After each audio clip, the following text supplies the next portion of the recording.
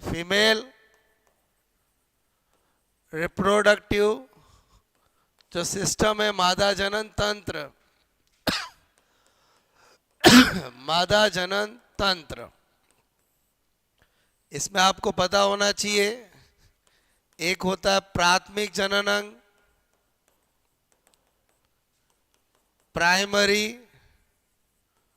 Reproductive organ, और वो होता है ओवेरी, अंडाशय।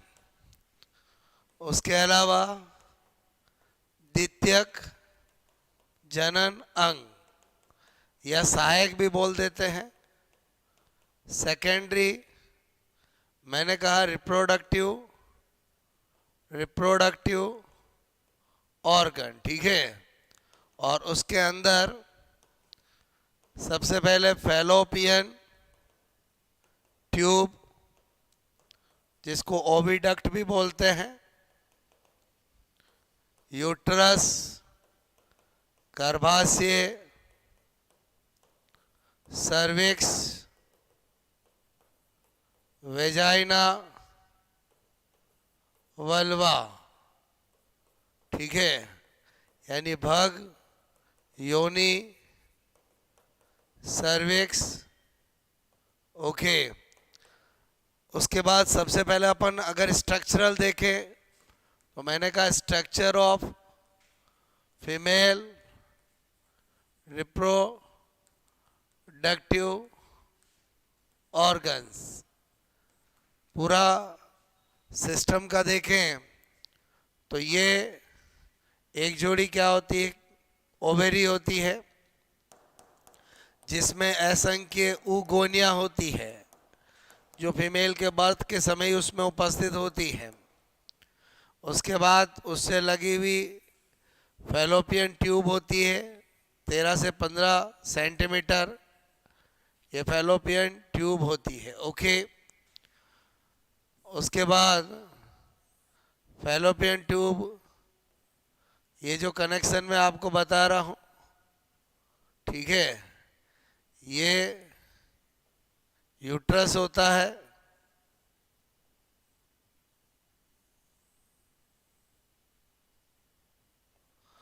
ये वेजाइना और ये वल्वा। दोस्तों ये ओवेरी है, अंडाशय है, एक जोड़ी है, आपको नजर आ रहे होंगे। उसके बाद इसके अंदर ये जो oogonia है, असंख्य क्या है, oogonia। उसके बाद ये पूरी फैलोपियन ट्यूब है जिसमें 5 भाग होते हैं। ये होता है फिम्ब्री, ये होता है इनफंडिबुलम, इनफंडिबुलम। उसके बाद एम्पुला, मेन पार्ट जहाँ पर फर्टिलाइजेशन होता है। उसके बाद इस्थेमस, और ये होता है यूटेराइन पार्ट, ठीक है। तो यहाँ पर इसको क्या बोला मैंने, फिम्ब्री, ये इनफंडिबुलम, ये एम्पुला जिसको साइट ऑफ फर्टिलाइजेशन भी कहते हैं, ये इस्थेमस, और ये गर्भाशय भाग, ठीक है। ये गर्भाशय यूट्रस होता है जिसका ये फंडस होता है, ओके। उसके बाद ये बॉडी ऑफ यूट्रस होता है, इसको बोलते हैं सर्विक्स। सर्विक्स जो होता है उसको नेक ऑफ यूट्रस भी कहा जाता है। ये वेजाइना होती है, योनि, और ये आउटर ओपनिंग वल्वा, जिसको हम भग भी बोलते हैं, क्लियर। तो दोस्तों ये पूरा मैंने फीमेल रिप्रोडक्टिव सिस्टम का कनेक्शन बताया है। आई होप आपको मेरी बात समझ में आई होगी। ये जो मैंने 5 पार्ट बताया है, यही क्या है बोलो, फैलोपियन ट्यूब, जिसको हम ओविडक्ट भी बोलते हैं, और ये क्या होती है, साइट ऑफ फर्टिलाइजेशन। अक्सर कंपटीशन एग्जाम में ये पूछा जाता है, निषेचन का स्थल। उसके बाद दोस्तों ये बोलो मेन ऑर्गन यही होता है, तो इसी की स्ट्रक्चर देखते हैं। मैंने कहा स्ट्रक्चर ऑफ ओवेरी, तो जब ओवेरी की स्ट्रक्चर देखते हैं तो क्या नजर आता है हमें, बोलो यहाँ पर जो आउटर जो पेरिफेरल पार्ट होता है उसको हम कॉर्टेक्स बोलते हैं, जो सेंटर पार्ट होता है उसको मेडुला बोलते हैं, और इसमें बहुत सारी उगोनियाँ रहती है। ये उगोनियाँ है, असंख्य उगोनियाँ है, और इन्हीं उगोनिया में क्या होता है बोलो ग्रोथ होती है, और फिर हर महीने जो साइकिल चलती है उसी का यहाँ पर मैं आपको सारी बात बताने जा रहा हूँ। क्लियर? थोड़ा सा समझने की कोशिश करना। यहाँ पर ये ओवुलेशन बता दिया, उसके बाद ये किस में बदलता वो सब बता रहा हूँ।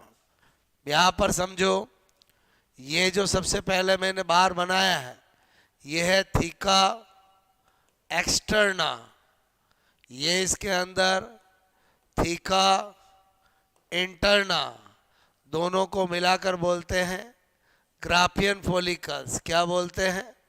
ग्राफियन फॉलिकल्स, जो कि एस्ट्रोजन हार्मोन का सीक्रेशन करते हैं, एस्ट्रोजन हार्मोन का स्त्रावण।